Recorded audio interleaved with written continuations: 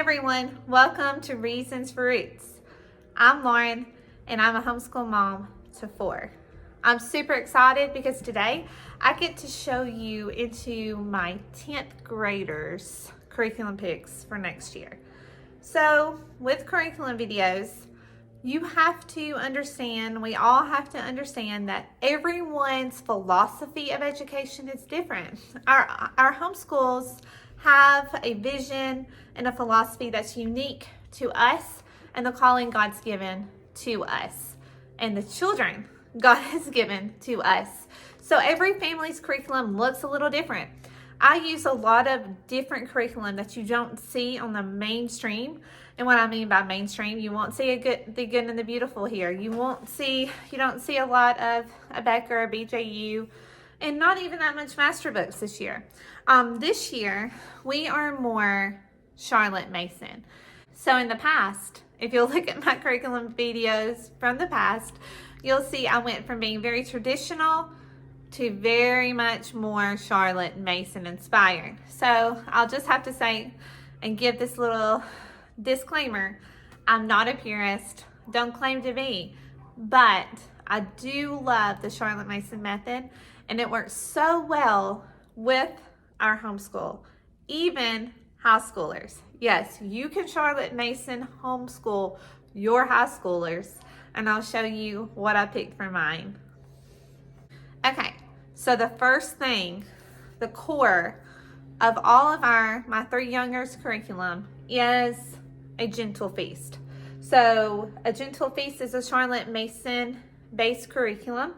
I chose cycle 2, which is the second, just the second cycle in their history cycle. So this is American history from the 17 to 1800s.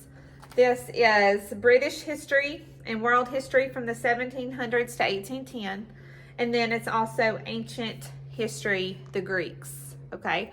So we'll be learning about American history and British history in the same time period, but then we're going to add in some Greek history, which is so fun. So there'll be 3 streams of history with a gentle feast for your older children: American, British, and ancient, or world. And so we have that for him. He has his history with a gentle feast. He has his geography. He has literature. He has his science. He has natural history, citizenship, foreign language, Latin, math. We have, we add in. And then he will not do the singing and all of that my little kids do.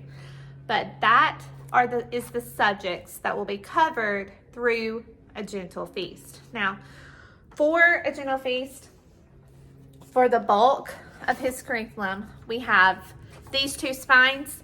With a gentle feast, you can buy their book list to see what books are scheduled in which cycle. So I went ahead and bought cycle 2 book list before I bought the curriculum just to see if I would like the books. But I don't like showing you all the books because that's a violation of copyright. But if you go to their website and you click on their free samples, I think it's 2 weeks, maybe it's just a week. Anyway, she'll tell you that high schoolers use these 2 books, so I don't mind showing you because she tells you for free anyway. So it is A History of the American Peoples by Paul Johnson.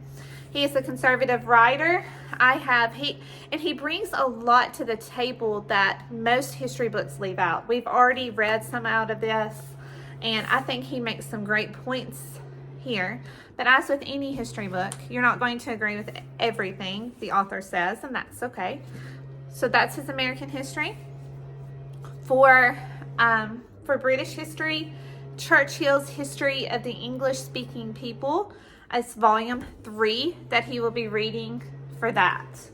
He also has this big stack of books over here for literature. Not all his literature books are in here, but literature and another history book I have for him, Constitution, geography, citizenship, all of that is right here in this pile. Now, you may be thinking that's a lot of books. It is a lot of books, but he's not going to read out of those books every single day. So it's a rotation, okay? So you have all of these subjects. With Charlotte Mason, you lay out this feast for your children, and they get to dabble in and taste from different subjects, okay? And so this is more of a loop schedule. He will not do every single subject every single day, okay? It's a rotation through. I'm back. He's back. And that's just the beauty of it, that you don't get so bogged down with one subject. Tomorrow you get to taste a different subject, and it's so fun. So that is that. And for a gentle feast for his foreign language. For French, we are actually going to be doing Monarchs French 2. So that is a computer-based program from Alpha and Omega. He just needed something computerized with French, and not myself. If you can't tell, I'm a little Southern, just a little. And so those French words don't roll off my tongue quite as easy as it should. So he's going to be doing his French online next year through Monarchs French 2. So for his Latin, he will be joining my 6th grade daughter in Visual Latin 1. This is a program that you can use from middle school to high school, so they are easily fit together for this subject, and they will be using that via Compass Classroom's online platform. So they will just log into Compass Classrooms, watch their Latin, do their Latin lessons together 2 times a week. Okay, so he has French and he has Latin. He has all these great books to rotate through. He will also have morning time where we do artist study, we do composer study. I'm having morning time. Yes, it's wonderful, isn't it? It is. Yes, Gage loves morning time, if you can't hear. Okay, we do, we do poetry, recitations. So they will assign poetry for you to memorize. Let me try to find here so you can just get an idea of what a high schooler would be memorizing. So in term 2 for Form 4 students, which is high school, they will be doing a recitation from Macbeth. So that's basically what they'll be learning for term 2. Things like that. That's what they'll be memorizing for their recitation and poetry memorization in morning time. So he'll have that, all that wonderful stuff. We'll do biography studies, missionary studies, and Bible, all there. Our group Bible, anyway. And so that will sum up his Gentle Feast curriculum. Then, let's move the Gentle Feast books out of the way. Okay. Then we come to one of my favorite things for him, and that is starting points. Cornerstone Curriculums. And this is really meant for 9th graders, but their 10th grade and 11th grade stuff, I just wasn't real sure we were quite ready for that because it was so much reading. So I went ahead and I went down to starting points. I thought that would be a great place for him to start with Cornerstone Curriculum. This will be for his Bible and his worldview credits. Now you can get a literature credit through this, and you can also get an American history credit through this. So this is kind of a supplement to his literature, and it's going to be a supplement to his American history, but he's also going to be able to add in a Bible credit from this. So this is the student workbook. I plan on doing a thorough flip through of this, but this looks phenomenal. These are just 3 of the books that you will use alongside starting points. So these are the 3 of the books that he will be using. This is the Charlotte Mason based curriculum, conservative. I think they're Reformed theology. So can't wait to get into this.